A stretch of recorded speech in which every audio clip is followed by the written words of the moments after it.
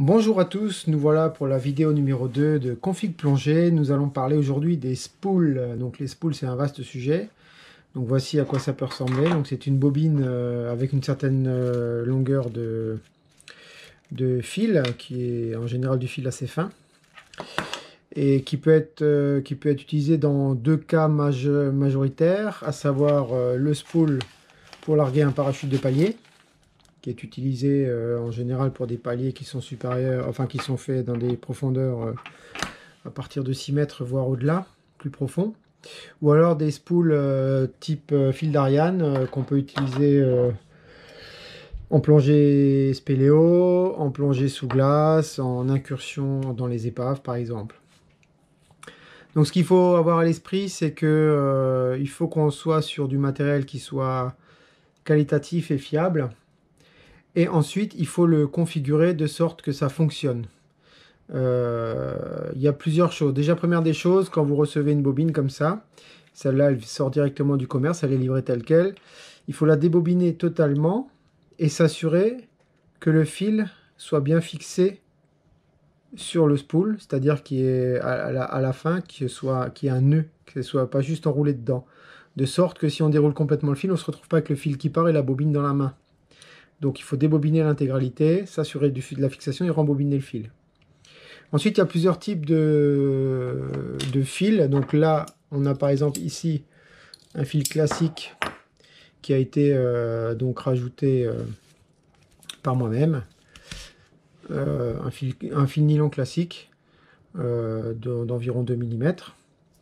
Ici, on est sur un fil plat, en fait. Je l'ai découvert récemment. Donc c'est plat et pareil, c'est du synthétique, hein. Il faut surtout pas prendre quelque chose qui puisse pourrir, donc rester sur du fil 100% synthétique.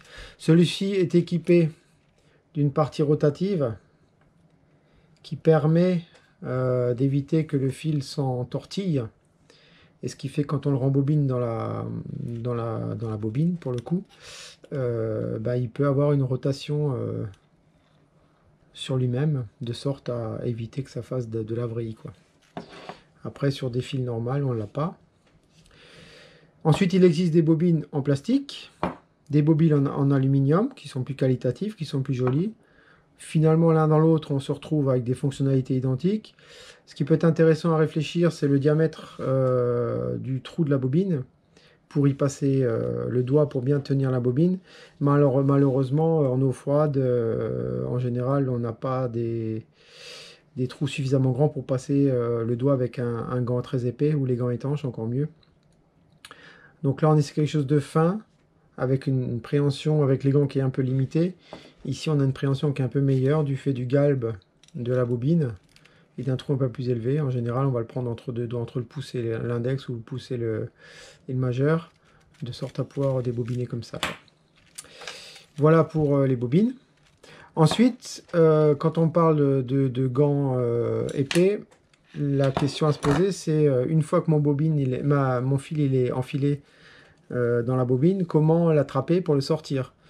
Si je fais juste par exemple comme ça, je mets un mousqueton, ok, ça va, c'est bien, c'est joli.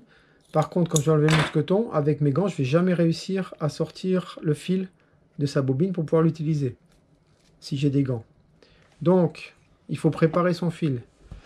Déjà, il faut faire une boucle qui permet de passer autour d'un objet, repasser la boucle dedans, et pouvoir faire comme ça un nœud.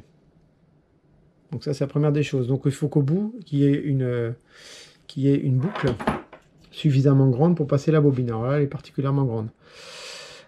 Ensuite, vous avez vu, ici, j'ai un petit nœud que j'ai rajouté. L'intérêt de celui-ci, si je rembobine mon fil, ma boucle, elle est là. Donc elle est là, je la laisse dépasser.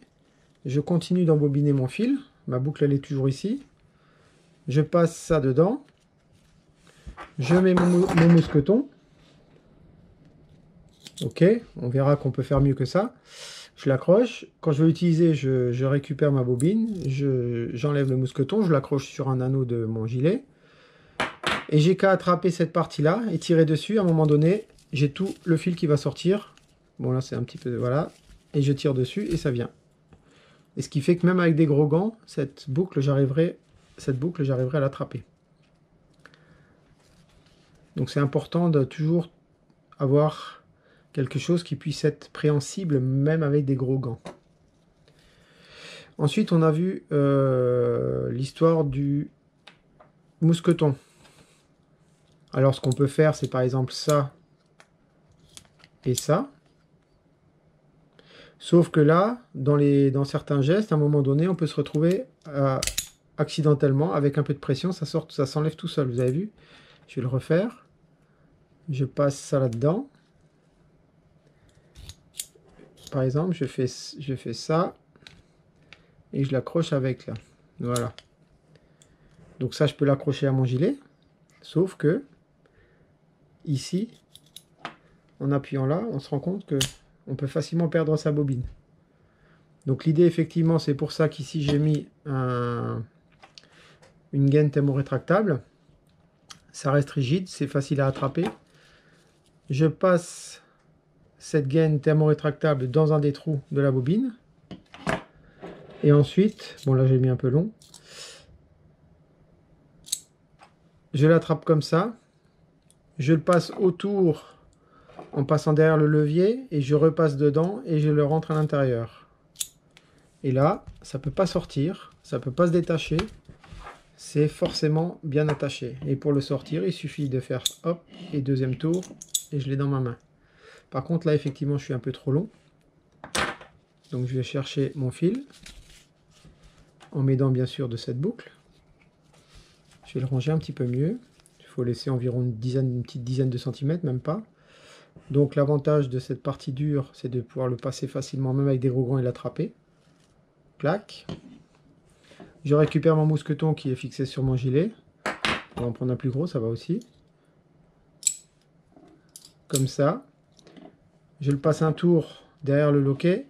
J'ouvre et je repasse un tour à l'intérieur. Et là, je peux l'accrocher sur mon gilet. Donc là, c'est une bobine que j'ai achetée toute faite.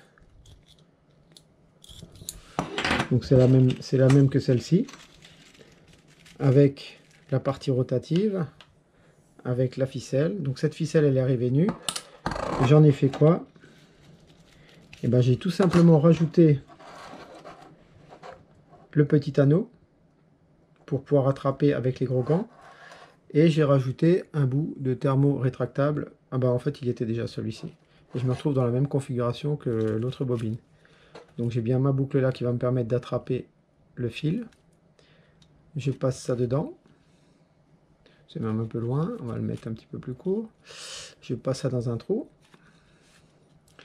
Je récupère mon mousqueton à pompe.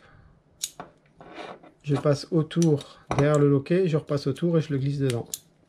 Et voilà. Donc, pour faire ça, en fait, il suffit de défaire un petit peu les nœuds. Je choisis un endroit où mettre ma boucle. Il suffit juste de faire une boucle comme ceci, toute simple.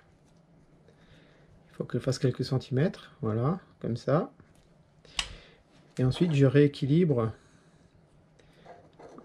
les longueurs en desserrant un petit peu ce qui avait été fait précédemment par le fabricant pour que je retrouve les deux côtés de la même longueur. Et je serre assez fort. Et voilà, et j'ai ma boucle qui est rajoutée. Je peux effectivement embobiner ça. J'ai ma boucle de préhension qui est là. Je passe ça à l'intérieur.